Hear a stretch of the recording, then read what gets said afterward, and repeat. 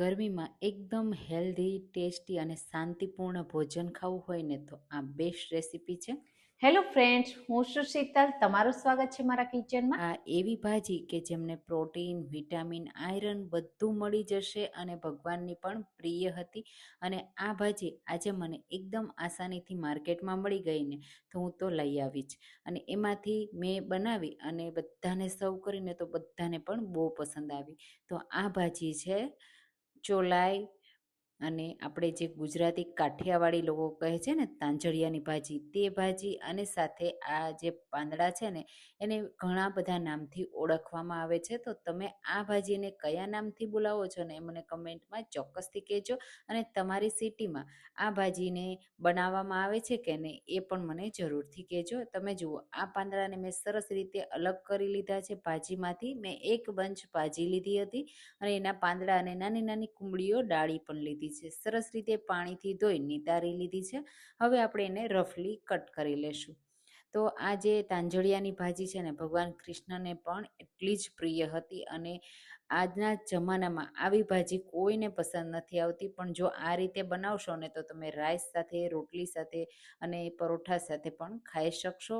અને સાંજ માટે એકદમ હેલ્ધી, લાઇટ વેઇટ અને ખૂબ જ ટેસ્ટી આ સંપૂર્ણ ભોજન તમે બનાવી શકશો. ઘણી વખત એવું થાય કે આજે તો એકદમ ઘરનું ભોજન જ ખાવું છે, ત્યારે આ ભાજી એકવાર ટ્રાય કરજો. અને ખાસ કરીને આજકાલ B12ની બહુ જ ખામી બધાને વર્તાય છે, તો આવી ભાજી જરૂરથી ખાવી જોઈએ, જેમાં આપણે B12 પણ મળે, આયરન પણ મળે અને આપણા શરીરમાં ફાઈબર પણ ભરપૂર માત્રામાં મળે, જેથી આપણો ખોરાક ખૂબ જ પચવામાં હળવો રહે. તો બસ આ રીતે ભાજીને આપણે રફલી કટ કરી લેશું. એક પાનના 2 થી 3 ટુકડા એ રીતે કટ કરીશું. ઝીણી ઝીણી કુમળી ડાળીઓ પણ લેવાની, જેથી એના બધા પોષક તત્વો આપણે મળી જાય. હવે આ ભાજી તમે જુઓ, આ રીતે મેં કટ તો કરી લીધી છે.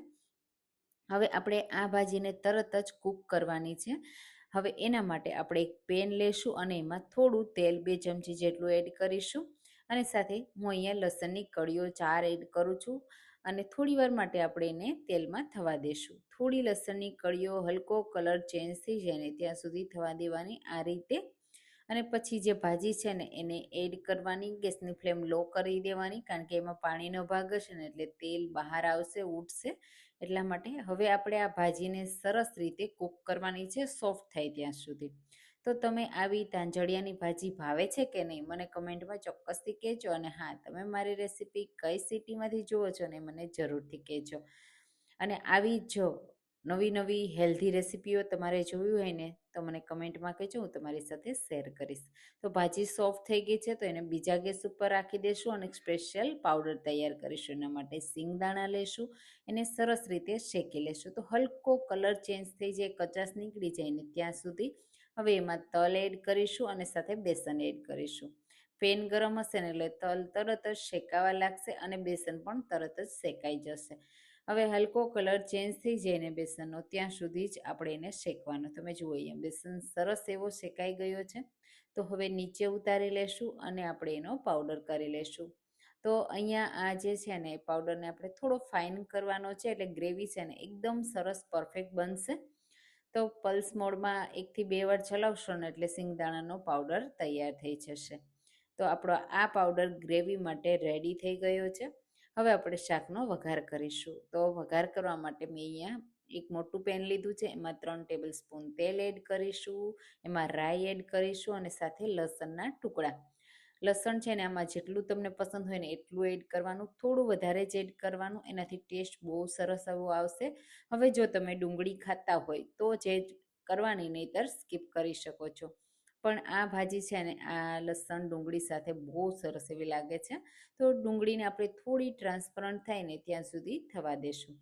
પછી આપણે એડ કરીશું એમાં ટામેટાં. તો અહીંયા એક મોટી સાઈઝનું મેં દેશી ટામેટું હતું ને મારી પાસે એ લીધું છે. એમાં મીઠું એડ કરી દેશું એટલે ટામેટાં જલ્દીથી કૂક થઈ જાય.